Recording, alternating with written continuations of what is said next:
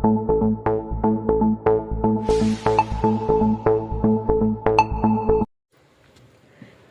Police station పరిధిలోని నాగారం సత్యనారాయణ కాలనీలో దొంగతనానికి యత్నం కలకలం రేపింది.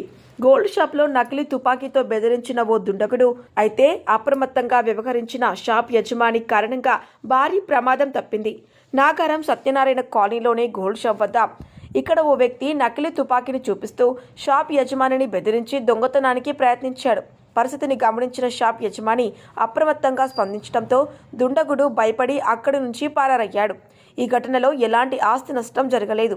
సమాచారం అందుకున్న కీసర పోలీసులు ఘటనా స్థలానికి చేరుకొని సీసీటీవీ ఫుటేజ్ ఆధారంగా దుండగుడి ఆచూకీ తెలుసుకునే ప్రయత్నాలు చేస్తున్నారు.